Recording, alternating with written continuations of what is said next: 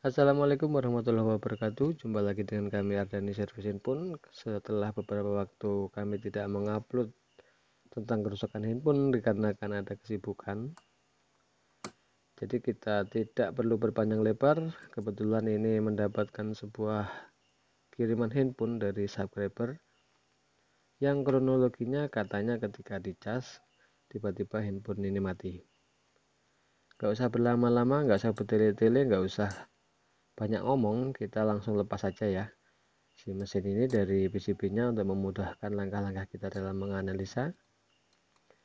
Yang terutama, yang pertama kali langkah-langkah yang diperlukan yaitu kita akan menganalisa menggunakan power supply dengan menginjekkan jalur positif baterai dengan power supply sebesar 3,8 volt, karena itu pintu utamanya dari situ.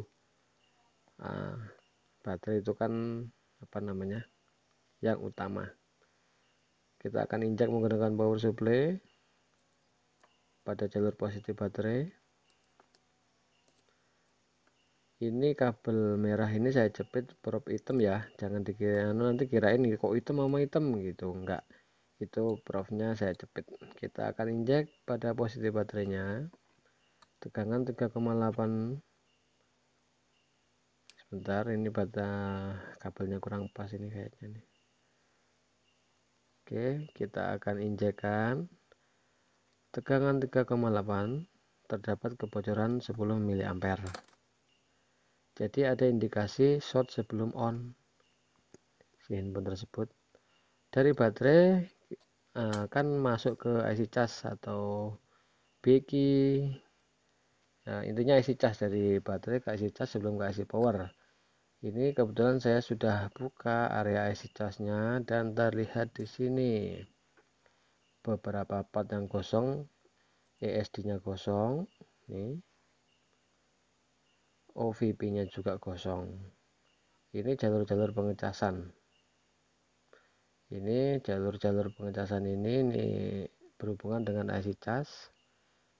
Kita akan cek ke jalur VSIS atau VPH power apakah terjadi masalah, karena tadi terlihat indikasi kebocoran halus pada vibatnya, kebocoran pada vibat sebesar 10 mA.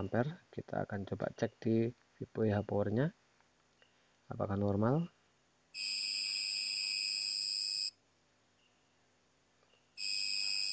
Ternyata indikasi short pada VPH power, short total ini.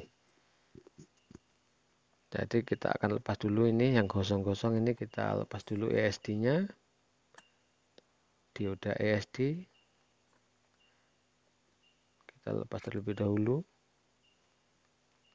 ESD ini berfungsi sebagai elektrika, apa kepanjangannya aku kok lupa. ESD, elektrik electrical statistic discharge. Ini pusing ngomongnya gitu.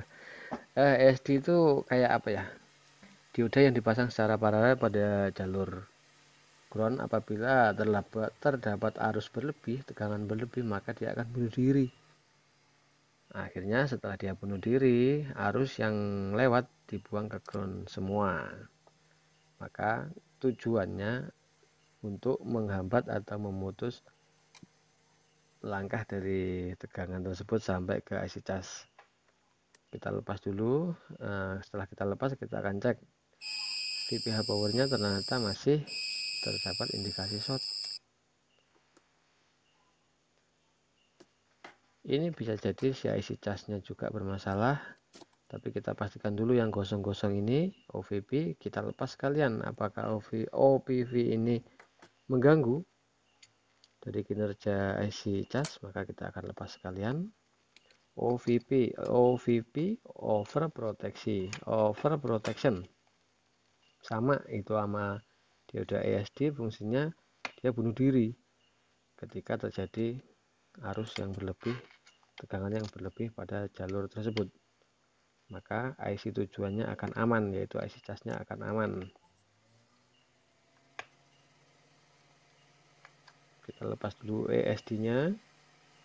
apakah ESD ini berpengaruh.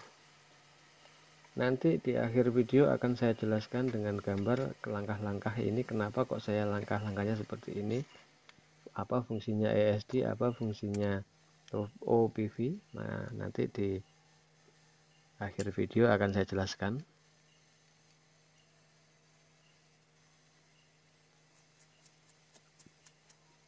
Kita bersihkan dulu sambil menunggu dingin.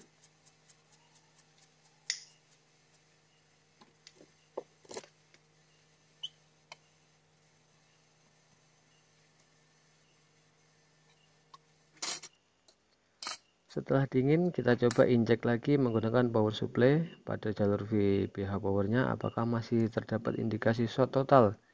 Karena power supply-nya menjerit-jerit, tatit-tatit, begitu kita tempelkan pada jalur kapasitor VPH power, ternyata ini masih terjadi indikasi short pada VPH power. Lanjut, kita akan buka sekalian ini IC charge-nya, kita buka sekalian. Kenapa? Karena ini IC charge-nya juga terlihat agak cacat, kayak ada gosong pucuk jarum ini besarnya. Coba kita akan lepas sekalian, karena indikasi IC charge konslet juga bisa menyebabkan seperti itu, menyebabkan VPH powernya bermasalah.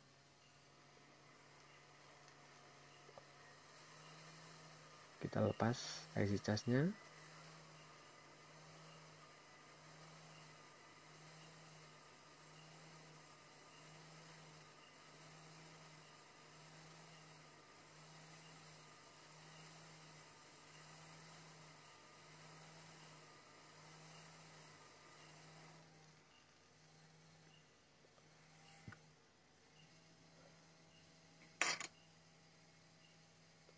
Setelah kita lepas IC charge-nya, kita tunggu dingin dan kita akan kembali injek pada jalur VPH powernya, apakah masih short ketika IC charge dilepas.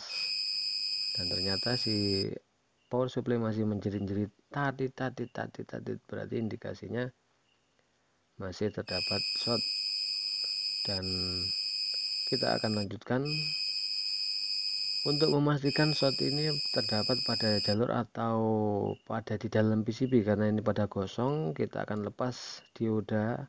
Nah, kita akan lepas induktor VPH powernya sekalian untuk memastikan jalur mana yang bermasalah. Takutnya nanti dalam PCB-nya yang bermasalah di dalam lapisan PCB-nya. Jadi saya pastikan dulu, karena ini pada gosong, saya akan lepas induktornya, dipastikan jalur WK-nya aman. Nanti kita pasang kembali, karena induktor ini enak masangnya, nggak ribet. Makanya saya lepas sekalian untuk memastikan apakah jalurnya bermasalah di dalam PCB-nya. Karena gosong bisa jadi konslet PCB, karena sering ditemukan udah ganti ini itu kok masih tetap short. Nah, itu karena short dalam jalurnya di dalam gimana. Wes, pokoknya intinya kayak gitulah, nanti tak jelasin di belakang. Saya lepas induktornya sekalian untuk memastikan jalurnya aman apa tidak. Ini masih short. Sebentar, maaf, kita ulang. Jalur ini masih short dan yang ini sudah aman. Ini masuk ke IC charge, ini aman, ini aman. Dan yang satunya ini masih short, ini masuk ke IC power. Jadi kita akan suntik tegangan melewati jalur ini dulu. Jalur ini kita akan solderkan menggunakan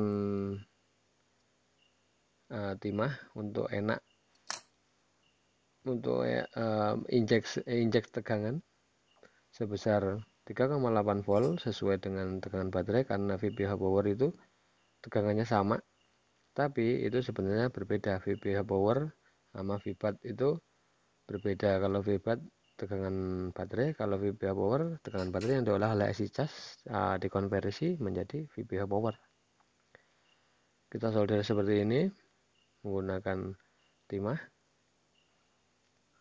untuk memudahkan pergerakan waktu injek dan kita mencari mana yang panas. Kita injek menggunakan power supply.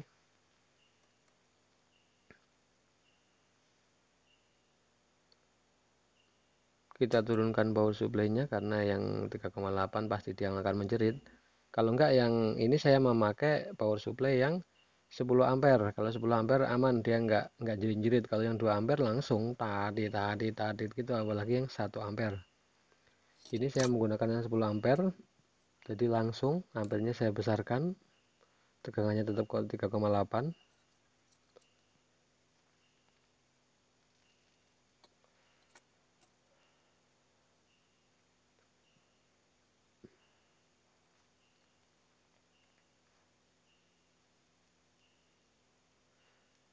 Kita suntikkan tegangan 3,8 volt dan kita akan mencari area mana yang terasa hangat.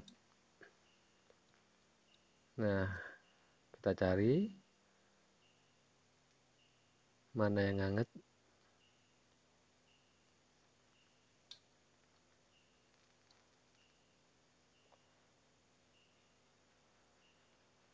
Ini sepertinya di area power ini, IC power ini yang terasa hangat.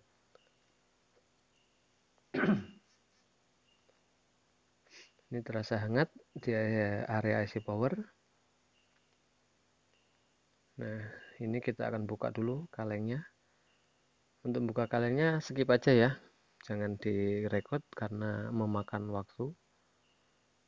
Ini IC powernya, ini sepertinya di area IC power yang dominan hangat. Aman kalau daerah-daerah sebaliknya aman, nggak seberapa hangat, nggak seperti di area kaleng IC power. Kita coba buka kaleng IC powernya dan kita akan cek. Kita skip aja ini untuk pembukaannya, nggak usah di record untuk memangkas waktu. Oke, kaleng IC power sudah saya buka. Akan saya injek tegangan, tapi kita akan beri thinner. Kita bagian thinner untuk ngasep. Kalau yang punya rosin ya pakai rosin, nggak apa-apa. Karena saya punyanya thinner, makanya thinner. Kita coba injek tegangan, kita basahin dengan thinner. Nanti akan kelihatan di mana apakah IC powernya beneran yang bermasalah. Kita zoom dikit supaya kelihatan. Oke, ground kita tempelkan ke body, ke ground handphone. Positif kita injekkan ke jalur VPH power tadi, dan kelihatan ini IC powernya yang bermasalah nih. Kelihatan banget ini. Coba perhatikan dengan seksama setelah kita injek bagaimana reaksi si IC power. Coba lihat di IC power ini. Nah, tuh kelihatan tuh. Ini yang bermasalah, saya pastikan IC powernya yang bermasalah. Jadi kita akan mengganti si IC power. Nah, berasap kan. Nah, tuh kelihatan. Kita akan nego dulu ke user, karena yang rusak IC power, IC cas, dan yang lain-lainnya. Untuk penjelasannya sebagai berikut. Jadi kurang lebih penjelasannya seperti ini. Langkah-langkah yang saya lakukan pertama kali dalam kasus di awal, yaitu melakukan injeksi pada konektor baterai sebesar tegangan baterai 3,8 volt. Kita injekkan menggunakan power supply pada konektor baterai jalur VBAT. Ini ada kebocoran 10 mA.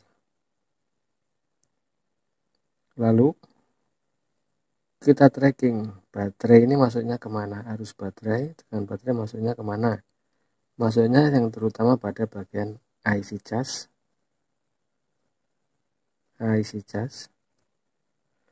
Untuk melokalisirnya, apakah IC cas ini bermasalah atau apakah penyebabnya kebocoran 10 mA ini disebabkan oleh IC cas.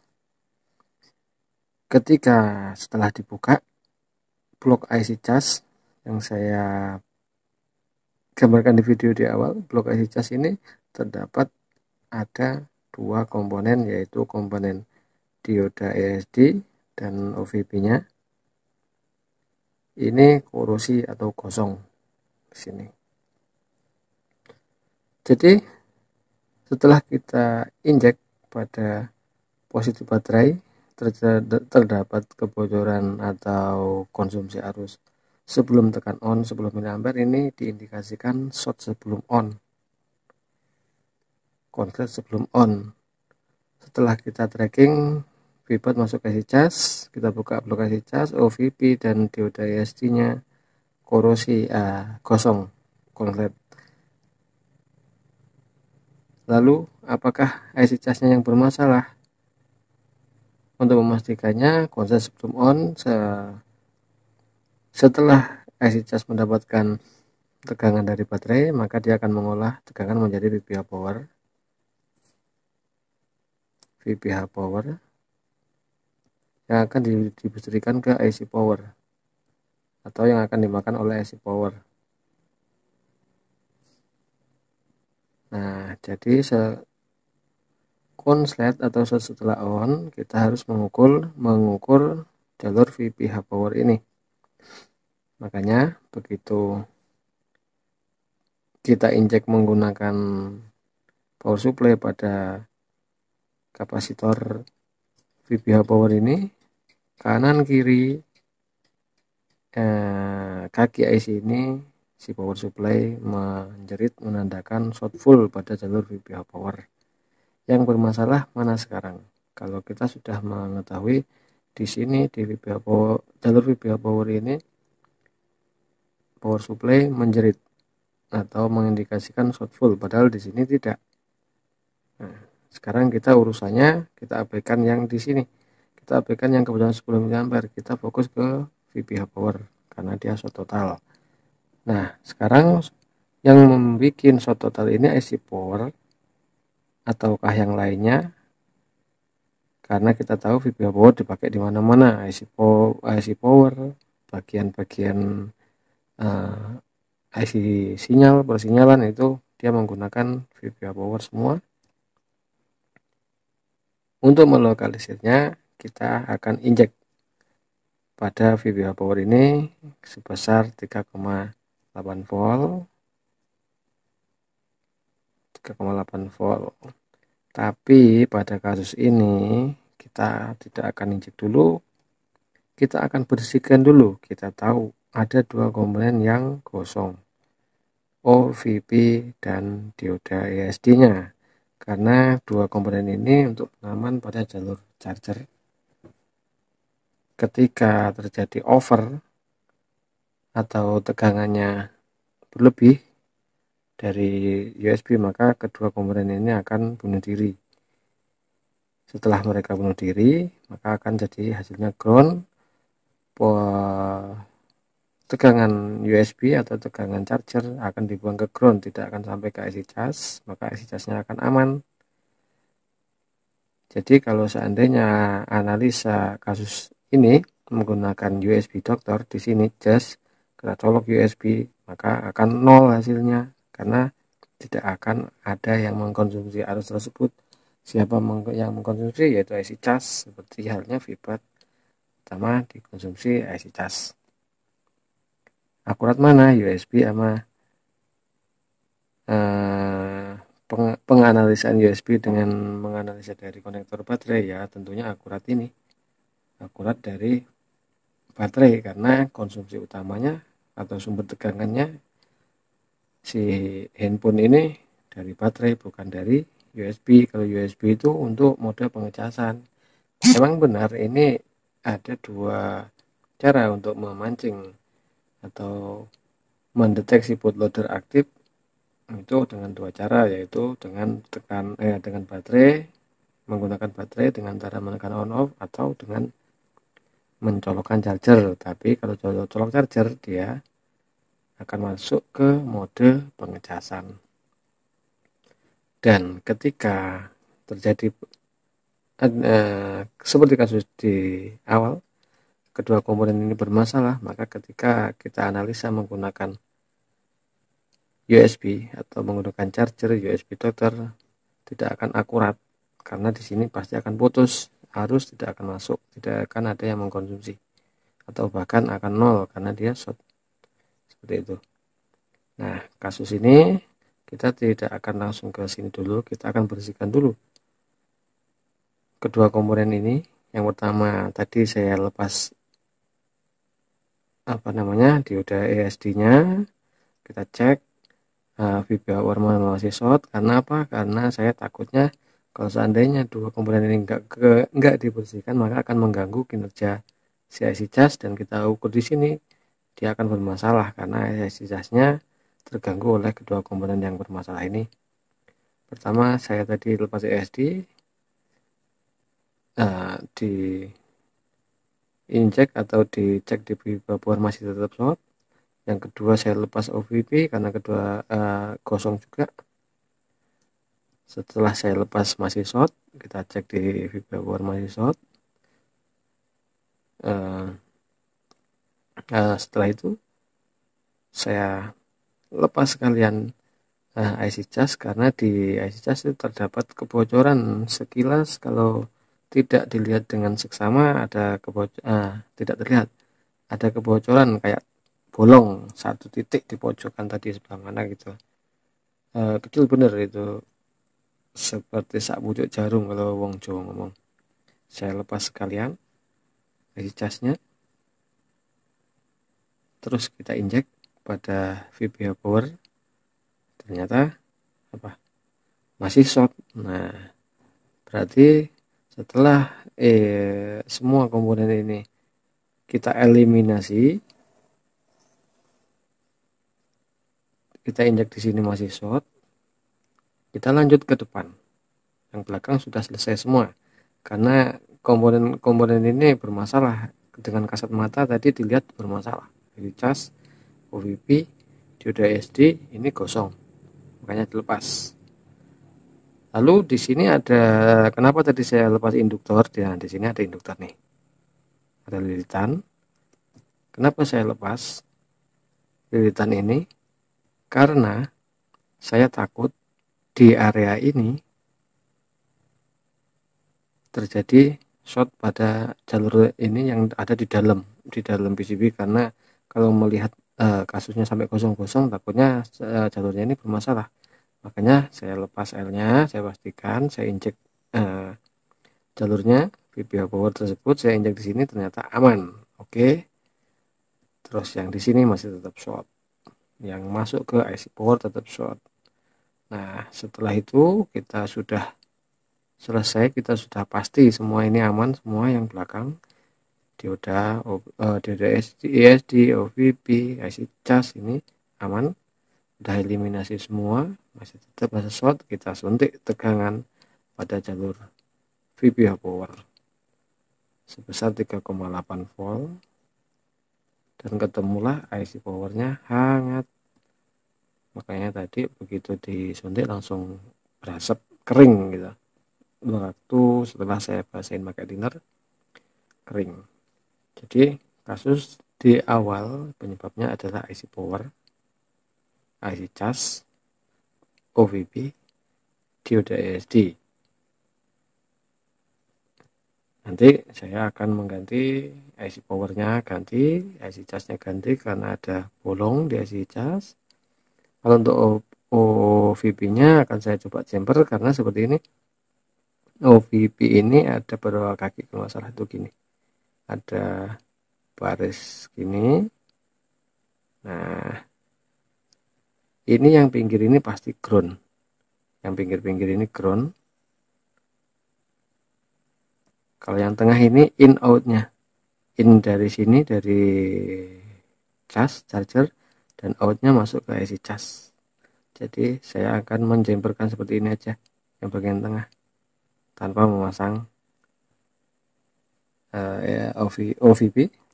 Tapi nanti ada efeknya ketika terjadi over pada jalur pengecasan ini dan saya tidak memasang kedua komponen ini, maka arus tegangan akan langsung masuk ke IC cas. IC casnya jadi rusak.